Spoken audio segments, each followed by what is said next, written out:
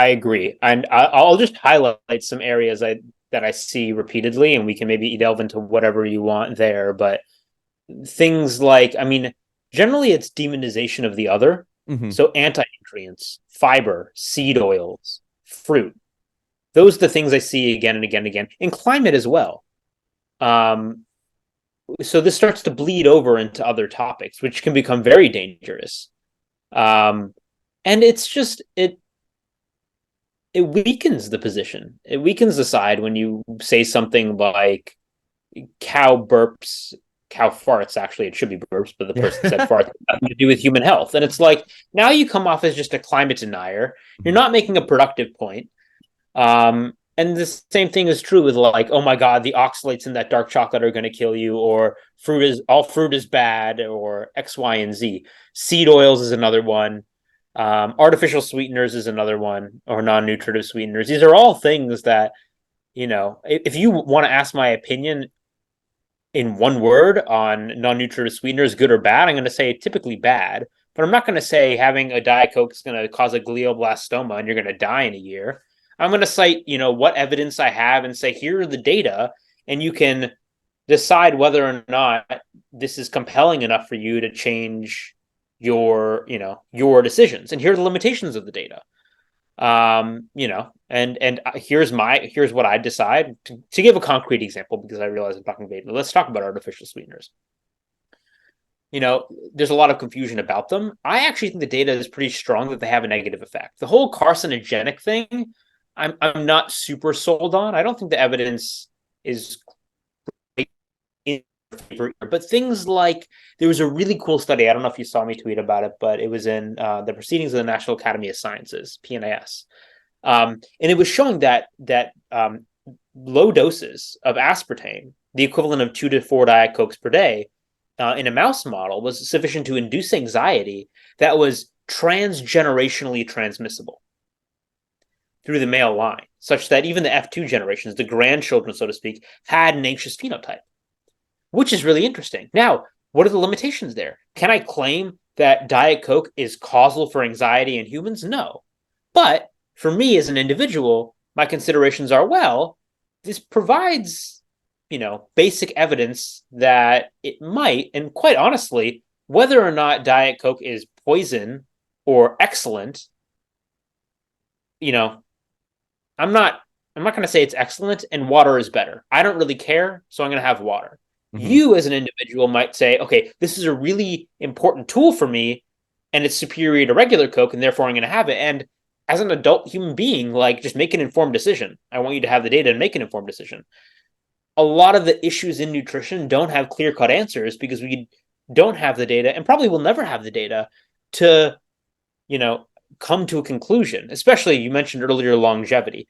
We have no great data on what diet's going to make you live forever. I don't care what people say, like we really don't. You can make a best guess, but you might be inching out months at best. Hmm. Yeah. There's no like here's the formula for living to X, Y, and Z. And Hmm. and so it's like you can always call out limitations of data.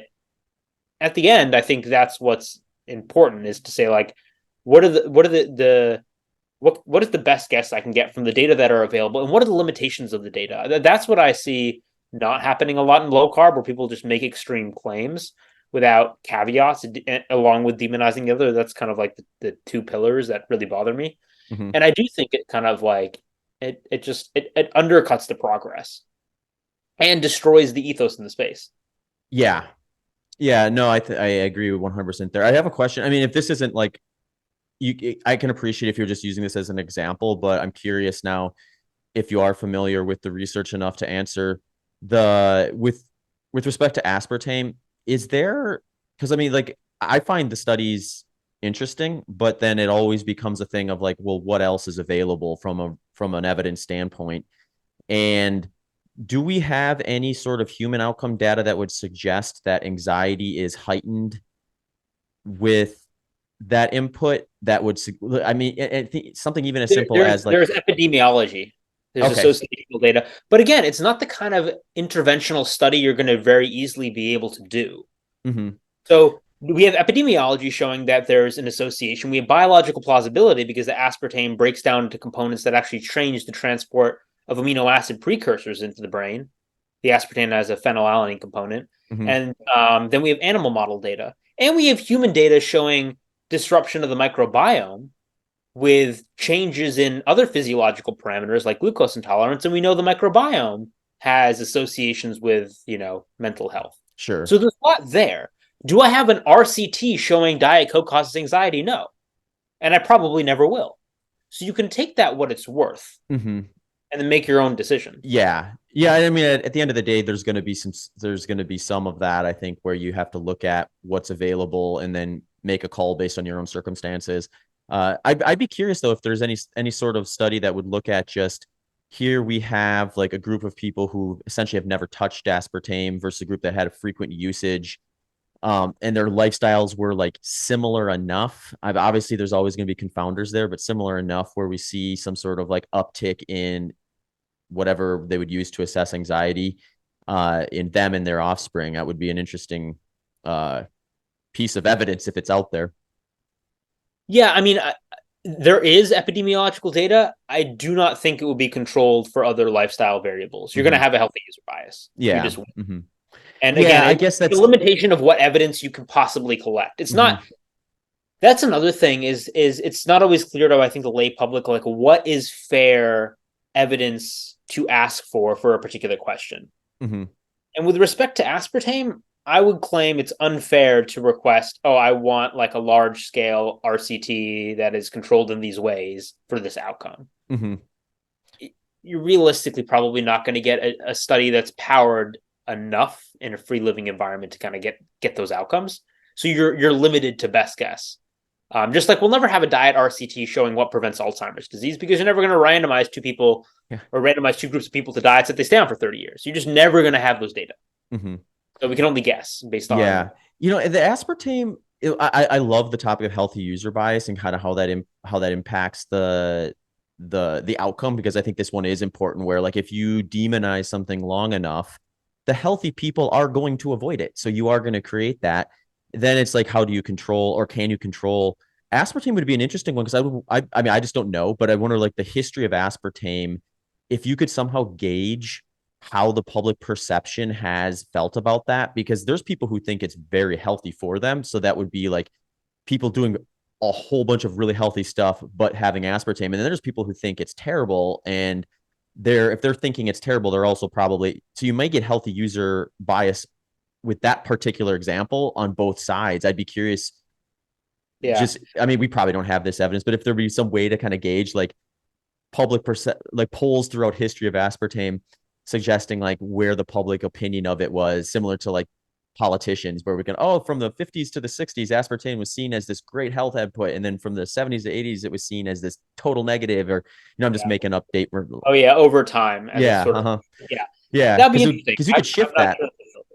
What I would say is, in all honesty, it's probably very individual. Like one human study, well, it was mostly a rat study, but they had a human component. I think it was in Nature. It was from the Weizmann Institute. I think it was ZV, the ZV paper.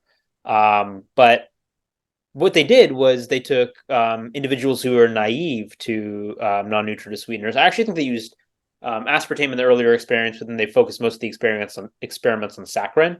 But what they found was they could induce glucose intolerance within a week of feeding people saccharin. But it was a 7-person study, and there were 4 responders who became glucose intolerant and 3 who didn't. And it wasn't like a gradation. It was like there were 4 clear responders with like big effects, and then there were 4 who just didn't touch them in a week. Now, maybe they would have been affected over a longer period of time, but nevertheless, there was like clearly a resilience there where it didn't impact them much. Mm-hmm. And so there's probably, a broader truth to that. Now, in a 7-person study, you're never going to know like what the full effect size is.